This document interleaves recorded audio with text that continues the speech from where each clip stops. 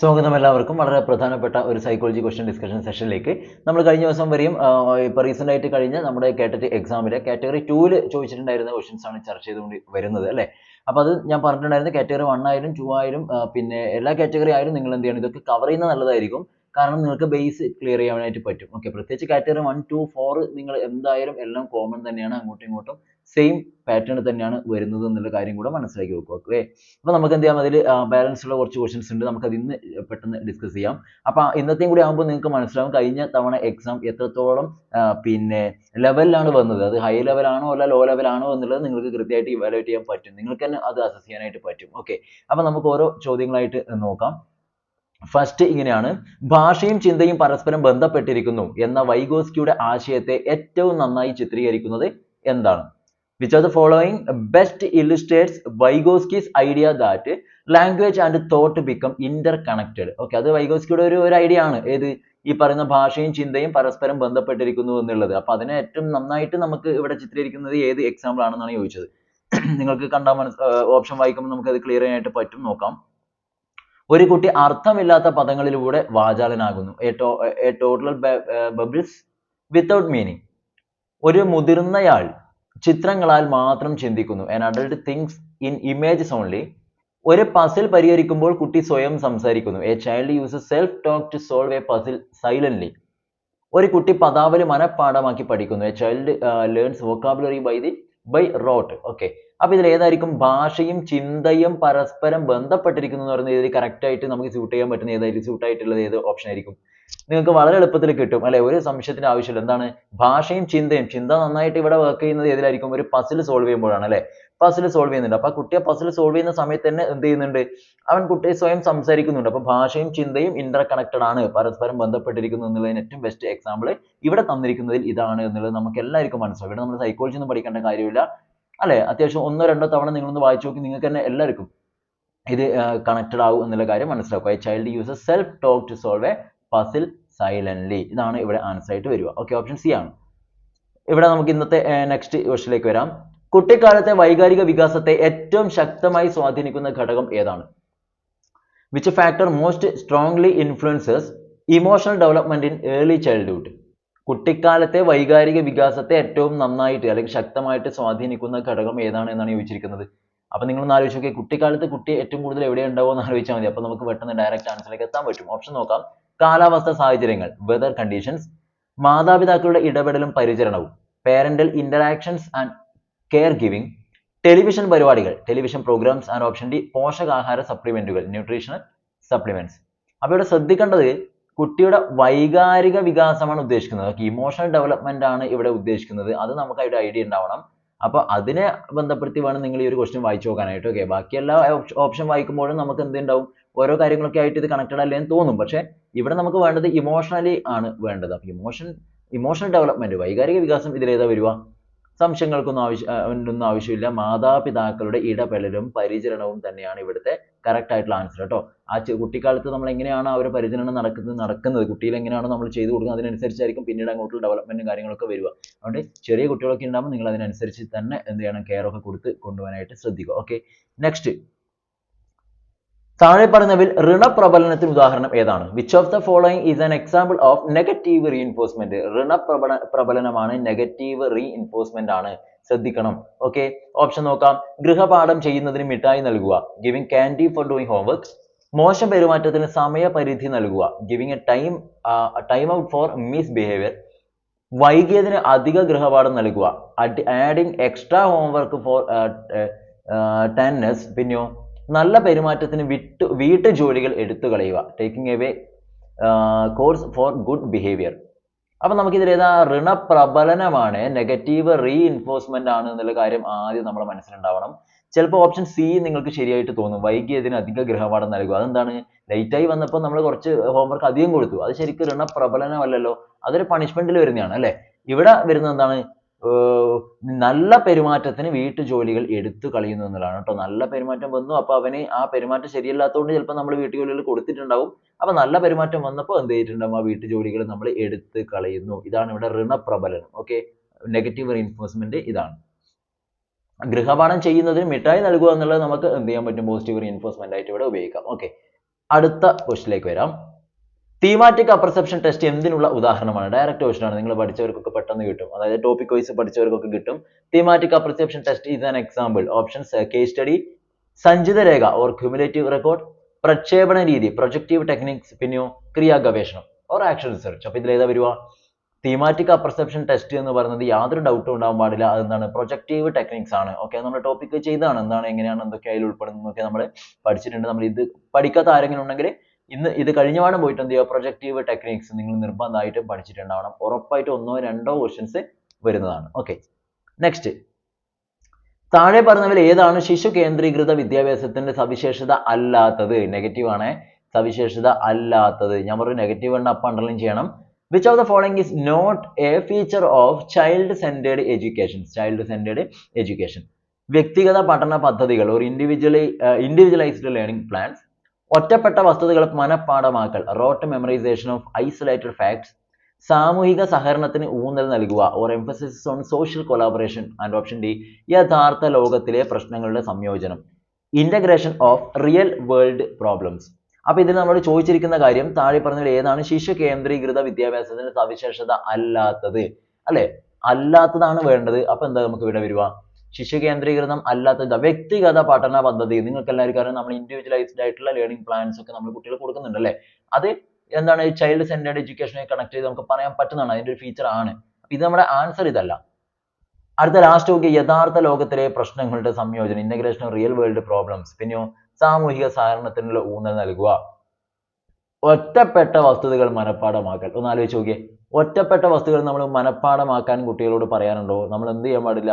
Rote memorisation എന്ന് പറയുന്നത് പ്രോത്സാഹിപ്പിക്കാൻ പാടില്ലാത്തതാണ്, ചൈൽഡ് സെന്റേർഡ് എഡ്യൂക്കേഷന്റെ ഭാഗമല്ല അത്. ഓക്കെ, അപ്പൊ മനഃപ്പാഠമാക്കുക എന്നുള്ളതാണ് ഇവിടുത്തെ ആൻസർ ആയിട്ട് വരുന്നത്. ബാക്കിയൊക്കെ ശരിയാണ്, മീൻസ് ഈ ചൈൽഡ് സെന്റേർഡ് എഡ്യൂക്കേഷനുമായി ബന്ധപ്പെടുത്തി നോക്കുമ്പോൾ ശരിയാണ്. അപ്പൊ നമ്മുടെ ആൻസർ അല്ല, അതുകൊണ്ടാണ് നമ്മൾ ക്രോസ് ചെയ്തത്. ഓക്കെ, അപ്പോൾ ഓപ്ഷൻ ബി ആണ് ഇവിടുത്തെ ആൻസർ എന്നുള്ള കാര്യം മനസ്സിലാക്കുക.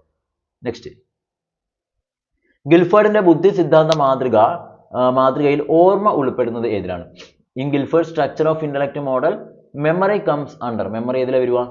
ഉള്ളടക്കം ഓർ കോണ്ടന്റ്സ്, പ്രവർത്തനം ഓപ്പറേഷൻസ്, ഉൽപ്പന്നങ്ങൾ പ്രൊഡക്ട്സ്, യൂണിറ്റുകൾ അല്ലെ. അപ്പൊ ഇതിൽ ഏത് നമുക്ക് ഉൾപ്പെടുത്താൻ പറ്റുമോ? മെമ്മറി ആണ് വേണ്ടത് അല്ലെ. മെമ്മറി ഒക്കെ വരുന്നത് ഏതിലാണ്? മെമ്മറി, കൺവേർജന്റ് തിങ്കിങ് അല്ലെങ്കിൽ ഡൈവേർജന്റ് തിങ്കിങ്, ആ കാര്യങ്ങളൊക്കെ വരുന്നത് അല്ലെ. പിന്നെ ഈ നമ്മുടെ ഇവാലുവേഷൻ, ഇതൊക്കെ വരുന്നത് ഏതിലാണ്? സംശയങ്ങളൊന്നും ഉണ്ടാവരുത്, ആൻസർ ആയിട്ട് വരുന്നത് ഏതായിരിക്കും? ഓപ്ഷൻ ഓപ്പറേഷനിലാണ് കേട്ടോ. ഓപ്പറേഷൻസ് എന്ന് പറയുന്ന ഭാഗത്തിലാണ്, പ്രവർത്തനത്തിലാണ് എന്നുള്ള കാര്യം ഓർത്തിരിക്കുക. ഓക്കെ, അത് നമ്മൾ ഗിൽഫോർഡ് പഠിച്ചാണ്, നിങ്ങൾ എന്തായാലും നിർബന്ധമായിട്ട് ഒന്നും കൂടെ വായിച്ചു നോക്കുന്നത് നല്ലതായിരിക്കും. ഓക്കെ, ഇമ്പോർട്ടന്റ് ഭാഗമായിട്ട് ഒരു ക്വസ്റ്റൻ എന്തായാലും വരാറുണ്ട് ഈ ഒരു ഭാഗത്ത് നിന്ന്. പഠനത്തിനായുള്ള വിലയിരുത്തലിന് ഉദാഹരണമായ രീതി ഏതാണ്? Which method is an example of assessment for learning. പഠനത്തിനായുള്ള വിലയിരുത്തലാണ്, പഠനത്തെ വിലയിരുത്തലല്ല, വിലയിരുത്തൽ തന്നെ പഠനമല്ല, പഠനത്തിനായുള്ള വിലയിരുത്തൽ. ഓക്കെ, എന്താ വരിക? Example of assessment for learning എന്നാണ്. ടേം അവസാനം നടത്തുന്ന സ്റ്റാൻഡേർഡ് പരീക്ഷ or end of term standardised exam.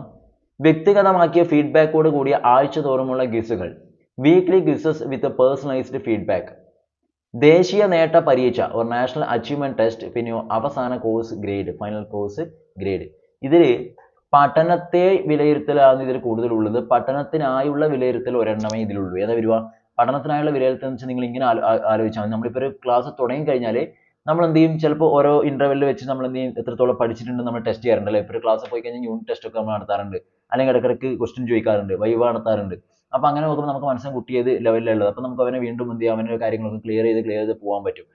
പഠനത്തെ വിലയിരുത്തൽ എന്താണ്? ലാസ്റ്റ് ആണ്, ഒരു ടേം കഴിഞ്ഞതിന് ശേഷം അല്ലെങ്കിൽ ഒരു ഇയർ കഴിഞ്ഞതിന് ശേഷം ഒക്കെ ലാസ്റ്റ് നടത്തുന്നതാണ് ഈ പഠനത്തെ വിലയിരുത്തൽ. ഓക്കെ, ഇവിടെ ഏതാ വരുക? ഓപ്ഷൻ വരുന്നത് ഏതാണ്? ഇപ്പൊ കണ്ടാൽ മനസ്സിലാവും. അവസാന കോഴ്സ് ഗ്രേഡ് അല്ലല്ലോ, അവസാനം നടത്തുന്നതല്ല. ദേശീയ നേട്ട പരീക്ഷ അച്ചീവ്മെന്റ് ടെസ്റ്റ് ആണോ? ഒരിക്കലും പഠനത്തെ വിലയിരുത്തുന്നതല്ല അല്ലെ. സോറി, പഠനത്തിനായുള്ള വിലയിരുത്തൽ അല്ല അത്. പിന്നെ നമുക്ക് ഇവിടെ പറയാൻ പറ്റുന്ന വ്യക്തിഗതമാക്കിയ ഫീഡ്ബാക്കോട് കൂടി ആഴ്ച തോറുമുള്ള ക്യൂസുകൾ. ഞാൻ പറഞ്ഞില്ലേ, നമ്മൾ ഓരോ ടേം വെച്ചിട്ട് ഇങ്ങനെ ചെയ്യുന്നതാണ് ഏത് വരിക? പഠനത്തിനായുള്ള വിലയിരുത്തൽ. ഓക്കെ, അപ്പൊ നമുക്ക് ഇതാണ് ഇവിടുത്തെ ശരിയായിട്ടുള്ള ആൻസർ ആയിട്ട് പറയാൻ പറ്റുക. Okay, option B. നിങ്ങൾക്ക് കിട്ടി. ഇതൊന്നും വലിയ നമ്മളധികം ചിന്തിക്കേണ്ടതില്ല, നിങ്ങൾക്ക് തന്നെ മനസ്സിലാവും. ടേം അവസാനം നടത്തുന്ന പരീക്ഷയോ അല്ല അല്ലെ, ലാസ്റ്റ് നടത്തുന്ന ഒന്നും പഠനത്തിനായുള്ള വിലയിരുത്തലല്ല, അത് പഠിച്ച കാര്യങ്ങൾ നമ്മൾ ചെക്ക് ചെയ്യുന്നതാണ്. പഠനത്തെ വിലയിരുത്തലാണ് അല്ലെ. ഒരു വർഷം കഴിഞ്ഞിട്ട് നമുക്ക് ഇനി അവിടെ നിന്ന് മാറ്റം വരുത്തണം എന്ന് പറഞ്ഞിട്ട് കാര്യമുണ്ടോ? ആ കുട്ടി ഒരു ഇയർ കഴിഞ്ഞു, മറ്റേതാ വന്നാൽ ഇടയ്ക്കിടയ്ക്ക് നമ്മൾ നടത്തുമ്പോൾ നമുക്ക് എല്ലാ കാര്യങ്ങളും അങ്ങോട്ട് സജഷൻ കൊടുക്കാൻ പറ്റും. ഓക്കെ, അടുത്തത് പല സമൂഹങ്ങളിലും പെൺകുട്ടികൾക്ക് പിങ്ക്, ആൺകുട്ടികൾക്ക് നീല എന്നത് ഇനി പറയുന്നതിൽ ഏതിന്റെ ഉദാഹരണമാണ്? In many societies, pink for girls and blue for boys is an example of ജീവശാസ്ത്രപരമായ ലിംഗവ്യത്യാസം or biological sex difference, ലിംഗനിഷ്പക്ഷ സാമൂഹികവൽക്കരണം ജെൻഡർ ന്യൂട്രൽ സോഷ്യലൈസേഷൻ, ഉപഭോക്തൃ ഉൽപ്പന്നങ്ങളുടെ ലിംഗ coding gender coding of consumer products, പിന്നെയോ ജനിതക നിർണയം അല്ലെങ്കിൽ ജനറ്റിക് ഡിറ്റർമിനേഷൻ. ഏതാ വരുക? അറിയാലോ, കുട്ടികൾക്ക് പിങ്ക്. ഇപ്പൊ നിങ്ങൾ ഒരു കിൻഡർ ജോയ് വാങ്ങാൻ പോയി കഴിഞ്ഞാൽ അറിയാൻ പറ്റും, പെൺകുട്ടികൾക്ക് പിങ്ക് കിൻഡർ ജോയ് കിട്ടും, ആൺകുട്ടികൾക്ക് കളർ വേറെ ആയിരിക്കും അല്ലെ. ഇപ്പൊ ഒരു ടോയ് വാങ്ങാൻ പോയാൽ ആൺകുട്ടികൾക്ക് എന്തൊക്കെയോ ടോയ് ഉണ്ട്, പെൺകുട്ടികൾക്ക് പിങ്ക് കളറുള്ള കുറെ പിന്നെ ഡോളും കാര്യങ്ങളൊക്കെ ആയിരിക്കും ഉണ്ടാവുക. അത് ഒരു കൾച്ചർ ഉണ്ടാക്കിയിട്ടുണ്ട് അല്ലെ. ഇനി കുട്ടികൾ തന്നെ ആവുന്നില്ല, ഇപ്പൊ നമ്മളൊരു ക്രീം എടുക്കാൻ പോയി കഴിഞ്ഞാൽ മുന്നൊക്കെ ഇപ്പൊ ചെറിയ മാറ്റം വരുന്നുണ്ട്. ഒരു ഫേഷ്യൽ ക്രീം ഒക്കെ എടുത്തൊന്ന് ആലോചിച്ച് നോക്കിയാൽ മുന്നൊക്കെ എങ്ങനെ ഉണ്ടായത്?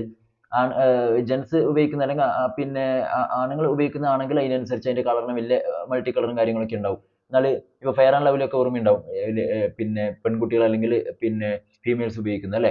എന്താ അതിന്റെ കളർ? പിങ്ക് കളറിലാണ്, പിങ്ക് ഷെയ്ഡ് ആയിട്ടാണ് കളർ ഉണ്ടായത് ആ തരത്തിലുള്ള കാര്യങ്ങൾക്ക്. ഓക്കെ, അപ്പോൾ ഇങ്ങനെയുള്ള ഈ ഒരു കാര്യം ഇവിടെ എന്താണെന്നാണ് ചോദിക്കുന്നത്. നമുക്ക് എന്താ പറയാൻ പറ്റുക? ഇതൊക്കെ ഉണ്ടാക്കിയെടുക്കുന്നത് ഈ തന്ന ഓപ്ഷൻ പ്രകാരം നമുക്ക് എന്ത് പറയാൻ പറ്റും? ഉപഭോക്തൃ ഉൽപ്പന്നങ്ങളുടെ ലിംഗ കോഡിംഗ് ആണ് കേട്ടോ. ഉപഭോക്തൃ ഉൽപ്പന്നങ്ങളുടെ ലിംഗ കോഡിംഗ് ആണ്, gender coding of consumer products ആണ്. അപ്പൊ നമ്മളിത് ഇന്ന കളർ അത് ഇന്നാക്കാണ് എന്നുള്ളൊരു കൺസെപ്റ്റ് അവിടെ ഉണ്ടാക്കിയെടുക്കുവാണ് അല്ലെ. പിങ്ക് പോലീസ് എന്ന് തന്നെ പറയുന്നുണ്ട്, വേറൊരു തമാശ അത്, പിങ്ക് പോലീസ്. അപ്പൊ അതിന്റെ ഭാഗമായിട്ടാണ് അങ്ങനെ ഒരു പോലീസ് കൺസെപ്റ്റ് ഉണ്ടാക്കി, അപ്പൊ അതിന് പിങ്ക് കളറിനെ കൊടുത്തു. ഓക്കെ, അപ്പൊ പിങ്ക് എന്ന് പറയുന്നത് ഇതിപ്പോ മനസ്സിലായി, ഉപഭോക്തൃ ഉൽപ്പന്നങ്ങളുടെ ലിംഗ കോഡിംഗ് ആണ് എന്നുള്ളത് മനസ്സിലാക്കുക. നെക്സ്റ്റ് പിന്നെ ക്വസ്റ്റിനിലേക്ക് വരാം. ചങ്കിങ് എന്ന പദം താഴെ പറഞ്ഞവയിൽ ഏതുമായി ബന്ധപ്പെട്ടിരിക്കുന്നത്? The term chunking is related to. Topic പഠിച്ചവരാണെങ്കിൽ പെട്ടെന്ന് ഇതിന് ആൻസർ കിട്ടിയിട്ടുണ്ടാവും. ശ്രദ്ധ or attention, ഓർമ്മ മെമ്മറി, ചിന്ത തിങ്കിങ്, വികാരം ഇമോഷൻസ്. ഏതിലാ വരുക? ചങ്കിങ് എന്ന് പറഞ്ഞാൽ ചങ്കിങ് എന്താണ്? ചങ്കിങ് അത് മെമ്മറിയെ ബന്ധപ്പെട്ടാണ് കേട്ടോ. നമുക്ക് തീരെ പഠിക്കാൻ പറ്റാത്ത കുറെ കാര്യങ്ങളൊക്കെ നമ്മൾ ഇന്ന് ഷോർട്ട് കട്ട് ആക്കിയിട്ട് കോഡായിട്ട് നമ്മൾ പഠിക്കാറുണ്ട്. അങ്ങനെയൊക്കെ ഇല്ലെങ്കിൽ നമ്മൾ മെമ്മറി ടെക്നിക്സിൽ വരുന്നതാണ് ഈ chunking. Chunking means memory techniques ആണ്. ഓക്കെ, അപ്പൊ മെമ്മറി അഥവാ ഓർമ്മയിൽ വരുന്ന ഭാഗമാണ് ആ ടോപ്പിക്ക്, നിർബന്ധമായിട്ടും പഠിക്കുക. അങ്ങനെ ഇന്നത്തെ ലാസ്റ്റ് ക്വസ്റ്റിലേക്ക് നമ്മൾ വരുവാണ്. നല്ലൊരു ക്വസ്റ്റ്യൻ ആണ്. ശിക്ഷയിൽ നിന്ന് രക്ഷപ്പെടുവാനായി മാത്രം ഒരു കുട്ടി തന്റെ രക്ഷിതാക്കളെ അനുസരിക്കുന്നു.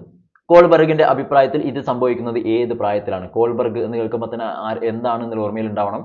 A child tries to obey his parents purely to avoid punishment. According to Kohlberg, this occurs during which stage? ഏതിലാ വരുക?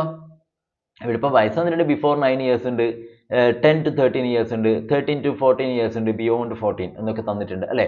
അപ്പൊ ഇതിലേതാ നമുക്ക് പിന്നെ പറയാൻ പറ്റുമോ? എന്താ ശിക്ഷയിൽ നിന്ന് രക്ഷപ്പെടുക എന്നല്ല, പണിഷ്മെന്റ് നിന്ന് കുട്ടി അവോയ്ഡ് ചെയ്യാണ്, പണിഷ്മെന്റ് അവോയ്ഡ് ചെയ്യാണ് അല്ലെ. അപ്പൊ ഇവിടെ ഏതാണ് വരിക? നിങ്ങൾക്ക് മനസ്സിലാവും അതിൽ വരുന്ന കാര്യങ്ങൾ ഏതൊക്കെയാണ്? മോറൽ ഡെവലപ്മെന്റുമായി ബന്ധപ്പെട്ടിട്ട് അല്ലെ, ഏതൊക്കെയാണ് എന്തൊക്കെയാണെന്നുള്ള കാര്യം pre conventional level, conventional level, post conventional ഒക്കെ നിങ്ങൾക്ക് ഓർമ്മയുണ്ടാവും അല്ലെ. പ്രീ കൺവെൻഷണൽ, ഓക്കെ, പിന്നെയോ കൺവെൻഷണൽ ലെവൽ, പിന്നെന്താണ് പോസ്റ്റ് കൺവെൻഷണൽ ലെവൽ ഇങ്ങനെയൊക്കെയാണ് നിങ്ങൾ പഠിച്ചിട്ടുണ്ട്. ആ ടോപ്പിക്ക് നിർബന്ധമായിട്ട് ഇന്ന് പഠിക്കണം, ഇത് കഴിഞ്ഞ പാടും. ഓക്കെ, ഉറപ്പായിട്ടും നിങ്ങൾക്ക് ഇത് സ്കോർ ചെയ്യാൻ പറ്റും, പഠിച്ചവരങ്ങ് വേഗം കിട്ടും. അതിൽ നമുക്കറിയാം പ്രീ കൺവെൻഷണൽ ലെവലിന്റെ ആ ഏജ് നോക്കിയാൽ മതി. അതിലാണല്ലോ ഈ ശിക്ഷയിൽ നിന്ന് രക്ഷപ്പെടുന്നൊക്കെ വരുന്നത്. അതിന്റെ ഏജ് എത്തിയ 9 വയസ്സ് വരെയാണ് വരുന്നത്.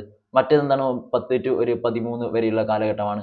ബാക്കി അതിന്റെ മേലോട്ട്, ഓക്കെ, ബാക്കി 13 പ്ലസ് അല്ലെങ്കിൽ 14 മേലോട്ട് വരുന്നതൊക്കെയാണ് പോസ്റ്റ് കൺവെൻഷൻ ലെവൽ. അപ്പൊ നമുക്ക് ഇവിടുന്ന് ഡയറക്റ്റ് ആയിട്ട് ആൻസർ വളരെ എളുപ്പത്തിൽ പറയാം, 9 വയസ്സിന് മുമ്പാണ് അല്ലെ. ആ സ്റ്റേജിലാണ് വരുന്നത് ശിക്ഷയിൽ നിന്ന് രക്ഷപ്പെടുക എന്നുള്ളത്. ഓക്കെ, ഒന്ന് നോക്കിയേ, ഒന്ന് ആലോചിച്ച് നോക്കി. നമ്മൾ ഈ കാര്യങ്ങളൊക്കെ ഒന്ന് വായിച്ച് മനസ്സിലാക്കിയവരാണെങ്കിൽ നമുക്ക് വേഗം ആൻസറിലേക്ക് എത്താൻ പറ്റും. എന്ന് പറഞ്ഞാൽ സൈക്കോളജി വലിയ ബുദ്ധിമുട്ടുണ്ടാക്കുന്ന ടോപ്പിക് അല്ല. നിങ്ങൾ ആ ടോപ്പിക് വൈസ് നമ്മൾ ചെയ്ത കാര്യങ്ങളൊക്കെ ഒന്ന് കവർ ചെയ്ത് ഒന്ന് വായിച്ചു പോയാൽ മതി. വെറുതെ ഇടയ്ക്കിടയ്ക്ക് ഒന്ന് പഠിച്ച കാര്യങ്ങളൊക്കെ റിവൈസ് ചെയ്യുവാണ്. ഇനി സമയമുണ്ട്, നമുക്ക് ഇഷ്ടംപോലെ സമയമുണ്ട്, കുറച്ചധികം ദിവസങ്ങളുണ്ട്. നമ്മൾ ലാസ്റ്റ് തലേ ദിവസം പഠിക്കുന്നതിന് നല്ലത് ഇപ്പോഴേ ഒന്ന് കൃത്യമായിട്ട് നോക്കുന്നതാണല്ലോ. അപ്പോൾ നമുക്ക് നന്നായിട്ട് സ്കോർ ചെയ്യാനായിട്ട് പറ്റും. ഓക്കെ, അപ്പോൾ വർക്കൊക്കെ ചെയ്യുന്നവരാണെങ്കിൽ ഇപ്പോൾ എക്സാം തിരക്കൊക്കെ ആയിരിക്കും, എന്നിരുന്നാൽ പോലും വേണമെങ്കിൽ 1-2 ദിവസമൊക്കെ എന്തെങ്കിലും തലവേദനയോ കാര്യവേദനയൊക്കെ പറഞ്ഞിട്ട് ലീവ് എടുത്തിട്ട് ഇതൊന്ന് പഠിക്കുന്നത് നല്ലതായിരിക്കും. ഒന്നിൻ്റെ കാര്യം കൂടെ ഓർമ്മിപ്പിക്കുകയാണ്. നമുക്ക് എന്ത് ചെയ്യാം, അടുത്ത സെഷനിൽ കാണാം. ഇപ്പോൾ നന്നായിട്ടൊന്ന് പഠിക്കും. അപ്പോൾ ഇതുവരെയുള്ള ഈ സെഷനിലെ ഇപ്പോൾ ഇന്നും പിന്നെ നമ്മൾ കഴിഞ്ഞ 2 ദിവസം മുന്നേ വരെയുള്ള ഇതിന്റെ 10 ടോട്ടൽ 30 ക്വസ്റ്റ്യൻസ് ഉണ്ട്. അത് ഒരുമിച്ച് നോക്കുക, എത്രത്തോളം സിമ്പിൾ ആണെന്നുള്ളത് മനസ്സിലാവും. ഒന്നും കൂടെ നോക്കുന്നത് നല്ലതായിരിക്കും, അന്ന് പഠിച്ചൊക്കെ ഓർമ്മയുണ്ടോ എന്നുള്ളത്. അങ്ങനെ ആകുമ്പോൾ നമുക്ക് കൃത്യം, ഞാൻ വേണമെങ്കിൽ ഇതെല്ലാം കൂടെ ക്ലബ് ചെയ്തുകൊണ്ട് ഒരുമിച്ച് നമുക്ക് എന്ത് ചെയ്യാം, ആ കാറ്റഗറി 1 കാറ്റഗറി 2 30 + 30 60 ക്വസ്റ്റ്യൻസ് ഒരുമിച്ച് നമുക്ക് വേഗം വായിച്ചു വിടാം വേണമെങ്കിൽ അടുത്ത സെഷനിൽ.